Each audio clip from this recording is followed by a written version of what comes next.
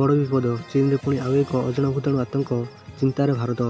ଚାଇନାରେ ଯେମିତି ଜରୁରୀକାଳୀନ ପରିସ୍ଥିତି ସୃଷ୍ଟି ହୋଇଛି, ସୋସିଆଲ ମିଡ଼ିଆ ପ୍ଲାଟଫର୍ମ ଏକାଧିକ ଭୂତାଣୁ ଏବଂ ମହାମାରୀ ରିପୋର୍ଟରେ ଫୁଲ୍। ଚାଇନାର ହସ୍ପିଟାଲରେ ବ୍ୟାପୁଥିବା ଏହି ରୋଗ ଯୋଗୁଁ ଚୀନରେ ଜରୁରୀକାଳୀନ ପରିସ୍ଥିତି ଘୋଷଣା କରାଯାଇଥିବା ଅନୁମାନ କରାଯାଉଛି। ବଢ଼ିଛି ସଂକ୍ରମଣ ଚୀନରେ ଏବେ ହ୍ୟୁମାନ୍ ମେଟାଫିମୋ ଭାଇରସ୍ ସଂକ୍ରମଣ ବଢ଼ିବାରେ ଲାଗିଛି, ଯାହା ସ୍ୱାସ୍ଥ୍ୟ ସମସ୍ୟାକୁ ଆହୁରି ବଢ଼ାଇ ଦେଉଛି।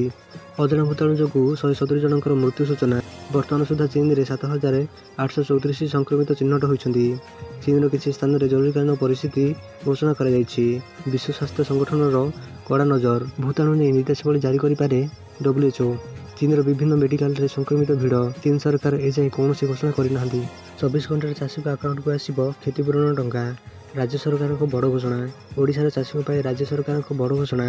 ଅଦିନିଆ ବର୍ଷାରେ କ୍ଷତିଗ୍ରସ୍ତ ଚାଷୀଙ୍କ ଆକାଉଣ୍ଟକୁ ଆସିବାକୁ ଯାଉଛି ଟଙ୍କା। ତାରିଖ ମଧ୍ୟ ଏ ପ୍ରକାର ଘୋଷଣା କରିଛନ୍ତି ସରକାର।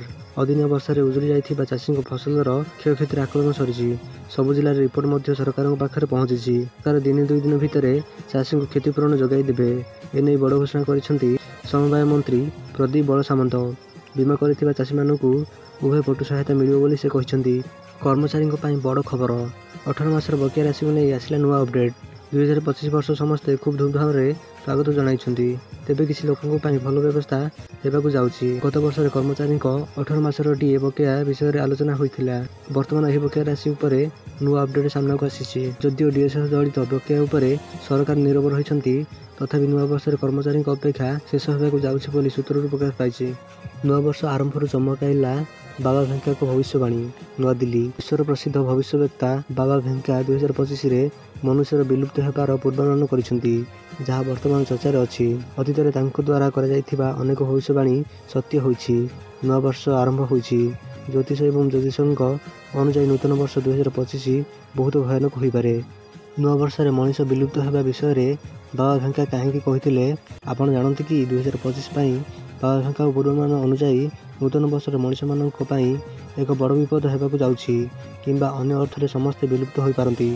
ଏହାର ମୁଖ୍ୟ କାରଣ ହେଉଛି ୟୁରୋପରେ ଏକ ଭୟଙ୍କର ଯୁଦ୍ଧ ଏବଂ ରାଜନୈତିକ ଅସ୍ଥିରତା, ଯାହା ଆଜି ଦୁନିଆର ପ୍ରତ୍ୟେକ ଦେଶରେ ବ୍ୟାପିଛି। ଜନସଂଖ୍ୟାର ଏକ ବିରାଟ ହ୍ରାସ ରେକର୍ଡ ହୋଇଛି। ବାବା ଭେଙ୍କାଙ୍କ ଅନୁଯାୟୀ 2025ରେ 100 ବର୍ଷ ପୁରୁଣା ବିପଜ୍ଜନକ ମହାମାରୀ ସମଗ୍ର ୟୁରୋପରେ ଫେରି ଆସିପାରେ, ଯେଉଁ କାରଣରୁ ଏହି ରୋଗ ସମଗ୍ର ବିଶ୍ୱରେ କରୋନା ପରି ବ୍ୟାପିପାରେ ଏବଂ ଲକ୍ଷ ଲକ୍ଷ ଲୋକ ମୃତ୍ୟୁବରଣ କରିପାରନ୍ତି। ସେଥିପାଇଁ ବାବା ଭେଙ୍କା ଦାବି କରିଛନ୍ତି ଯେ ବିନାଶର ଆରମ୍ଭ ଆଗାମୀ ବର୍ଷରେ ମଧ୍ୟ ହୋଇପାରେ।